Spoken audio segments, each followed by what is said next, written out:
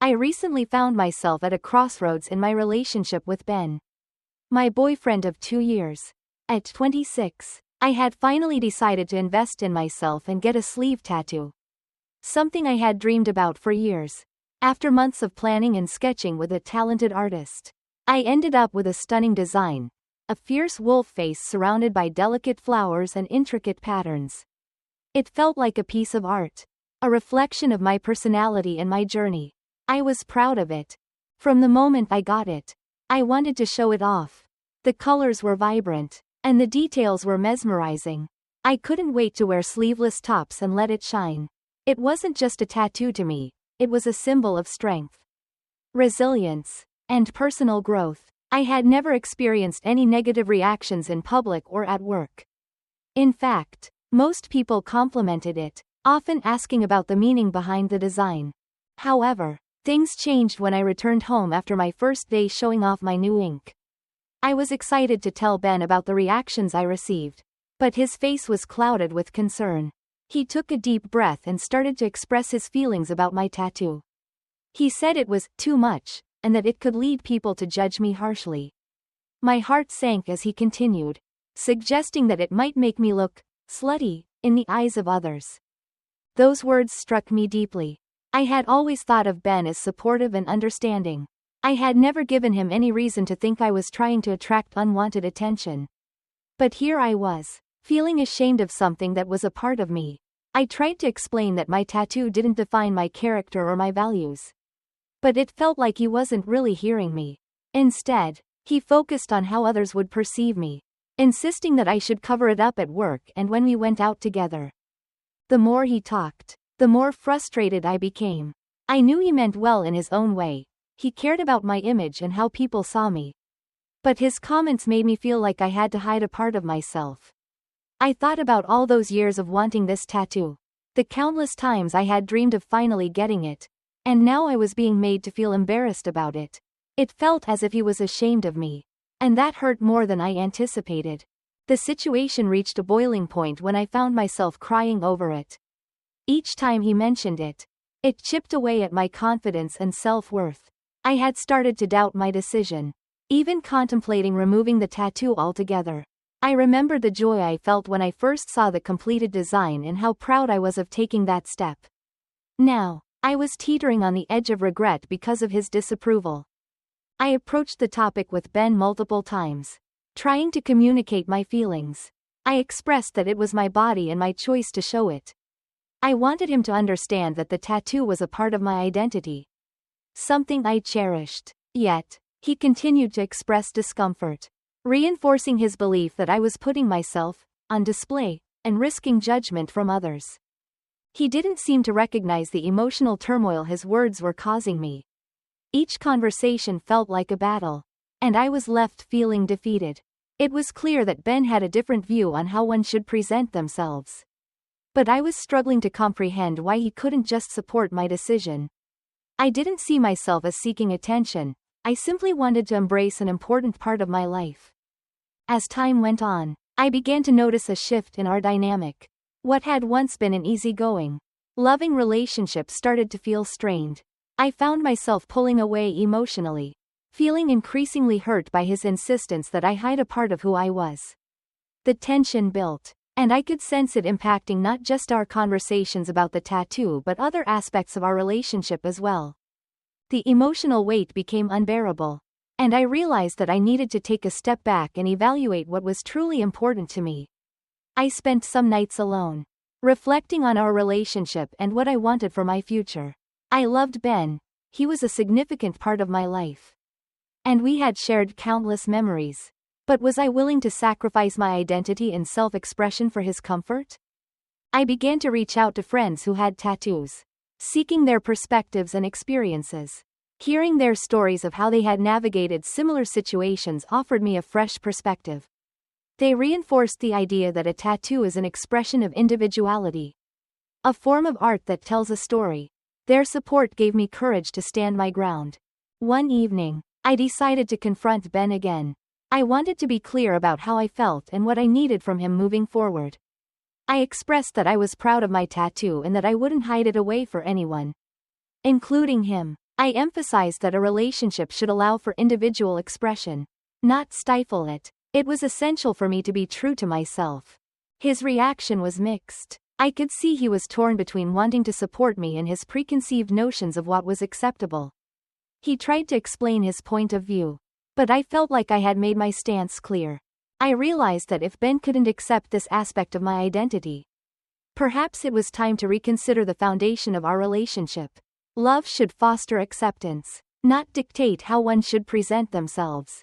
My tattoo was a part of me, and I was determined not to let anyone, no matter how much I cared for them, make me feel ashamed of it. As I moved forward, I started to reclaim my confidence. I began wearing sleeveless tops and showing off my tattoo proudly, feeling liberated from the fear of judgment. I shared my experiences with friends who supported my choices, and they reminded me that I had every right to express myself. Over the next few weeks, the tension between Ben and me remained palpable. He struggled with his discomfort, and I stood firm in my decision. It was heartbreaking to think that love could be conditional, but I understood that we were on different paths. I needed to embrace who I was without fear, and I couldn't expect him to change his perspective overnight. The eventual outcome was painful but necessary. I knew that parting ways would be difficult, but I also realized that holding onto a relationship where I felt stifled would ultimately lead to resentment. I needed to protect my sense of self, and sometimes that meant making tough choices.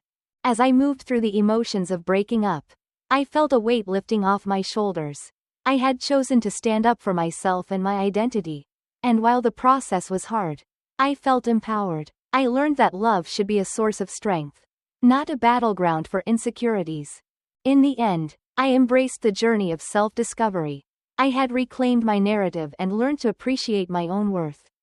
The tattoo wasn't just ink on my skin, it was a symbol of my resilience and commitment to being true to myself.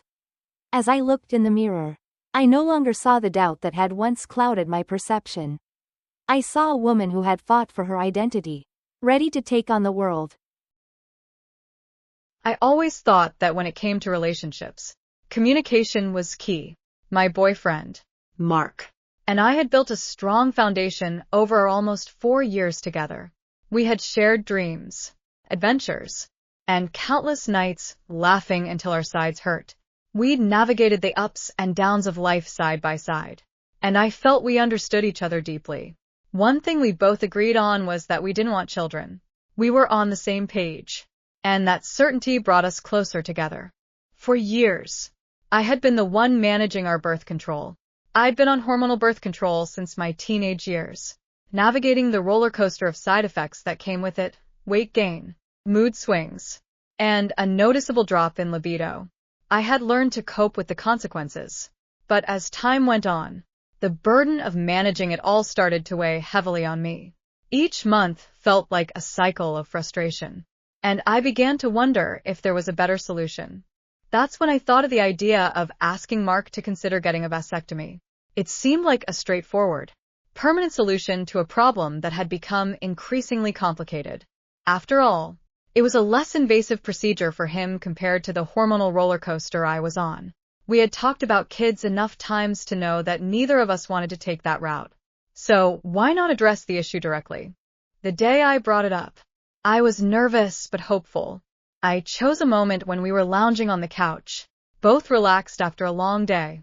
I broached the topic casually, framing it as a suggestion rather than a demand. To my surprise, Mark looked taken aback, his face shifting from curiosity to discomfort. He didn't outright reject the idea, but I could see he was unsettled. "I'll think about it," he said. But the weight of the conversation lingered in the air like a thick fog. After that, things began to shift between us. Mark started pulling away slightly, and I noticed he was less engaged than usual. His responses were shorter, and he didn't seem as eager to dive into our usual banter. I felt a knot forming in my stomach, a mix of confusion and guilt. Had I crossed a line? I thought we were partners, and yet here I was, wondering if I had overstepped my bounds by simply suggesting a way to ease our situation. The next few days were a haze of second-guessing myself.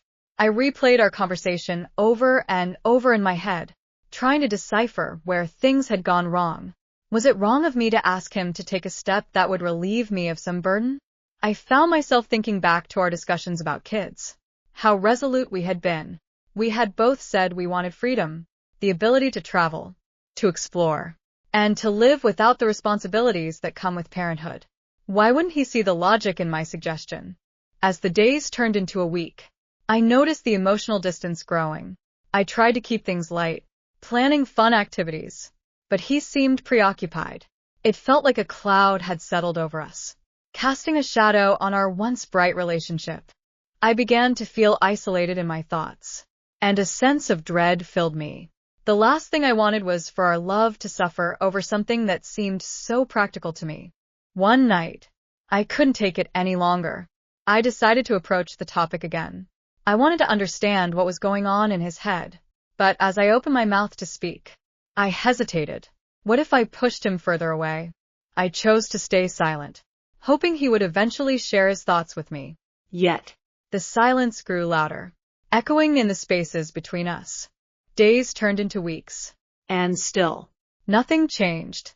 Mark remained distant, and I was left grappling with my own insecurities. Was I being selfish for wanting to relieve myself of the burden of birth control? Was it unreasonable to ask him to take a step that could simplify our lives? I felt torn, caught between my desire for autonomy and my love for him. Eventually, I decided to reach out to some friends, hoping for perspective. I shared my story with them, explaining my feelings and the situation with Mark. To my surprise, opinions varied widely. Some friends sympathized with my desire for a solution to our birth control issues, while others felt I had been too pushy. I left each conversation feeling more confused than before. With my emotions spiraling, I began to think about what the future might look like if I couldn't bridge this gap between us.